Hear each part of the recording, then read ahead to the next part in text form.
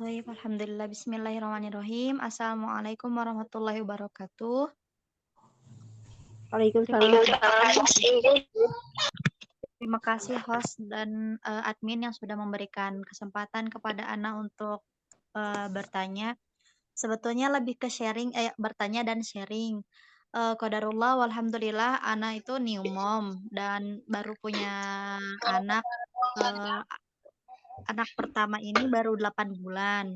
Kira-kira, ikhtiar apa yang harus Ana lakukan, ikhtiar awal apa yang harus Ana lakukan, untuk melatih kemandirian, anak Ana ke depannya gitu. Walaupun, baru 8 bulan ini, tapi Ana, percaya bahwa anak Ana ini, bahwa anak, usia dini ini udah paham dan melihat gitu, melihat aktivitas orang tuanya, mencontoh, memperhatikan. Lantas ikhtiar apa yang harus kita lakukan, untuk membiasakan kemandirian kepada anak usia 8 bulan ini, 8 bulan ke depan gitu, syukron. Wassalamualaikum warahmatullahi wabarakatuh. Waalaikumsalam warahmatullahi wabarakatuh. Ya, langsung dijawab dulu ya, Mbak Ani. Naam, silakan. Ya, usia 8 bulan. Masya Allah ya. Kita jadi bersemangat ya melatihkan anak-anak kita kemandirian di usia 8 bulan. Usia 8 bulan itu tentunya mereka masih dalam tahap butuh pelayanan ya, dalam masih kategori bayi.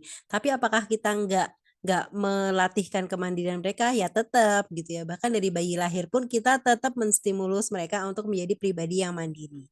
Bagaimana sih kalau di usia 8 bulan atau di usia bayi? Itu dengan memperlihatkan mereka bahwasanya kita itu bahagia dengan kegiatan-kegiatan kita. Bahagianya membaca buku, bahagianya menulis, bahagianya menggambar, bahagianya menyapu. Jadi untuk di usia bayi ini umahat jangan merasa direpotkan ketika anak-anak turut serta.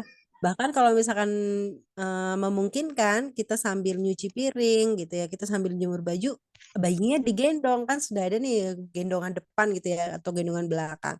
Nah, kita ajak anak kita ikut serta gitu atau enggak kita pegang tangan kita. Ini namanya nih nyuci piring. Ayo pegang piringnya sama bareng Bunda dicuci kayak gitu. Jadi anak paham. Anak segitu tuh udah ngerti stimulus ya, udah ngerti. Oh, ini Bunda aku nyuci piring. Oh, ini nyapu. Sambil dikenalkan. Ini namanya nyapu nah gitu. Anaknya apa namanya dikasih sapu kecil gitu misalkan bola dikasih dipegang dia dipegang sapu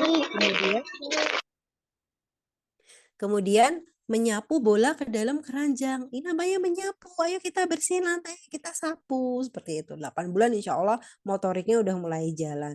Atau mungkin kegiatan yang lain, menjemur gitu. Yuk kita menjemur baju. Ini namanya menjemur baju. Jadi kita tunjukkan bahwa kita bahagia dengan kegiatan-kegiatan kita gitu ya. Kemudian stimulus ini ya, stimulus motorik baik halus maupun kasar yang akhirnya nanti mereka bisa lebih mudah lagi gitu ya kemandirian di tahap yang berikutnya ketika udah nggak bayi lagi mereka motoriknya itu udah lebih kuat tangannya udah bisa memegang kemudian kakinya udah kuat untuk berjalan karena stimulus pada usia bayi itu bagus ada kan anak-anak yang sampai usia kelas 1 SD dia masih kesulitan untuk menulis. Bukan karena dia nggak pinter, tapi karena kurangnya stimulus di masa bayi. Akhirnya tangan itu nggak kuat. Jadi tangan itu ketika diminta untuk menulis atau menggambar, dia capek gitu ya. Bukan karena dia nggak pinter, tapi karena dia nggak kuat fisiknya. Tangannya itu nggak bisa buat nulis lama-lama. Akhirnya dia nggak mau nulis banyak. Ya gitu. Jadi yang bisa dilakukan di usia bayi, usia 8 bulan adalah dengan apa? Menguatkan gitu ya motoriknya. Kemudian menunjukkan bahwa mengikut sertakan mereka dalam kegiatan-kegiatan kita sehari-hari. Begitu ya, Silahkan lanjut ke pertanyaan berikutnya. Alhamdulillah, Pertanyaan yang jazakallah kedua. khair.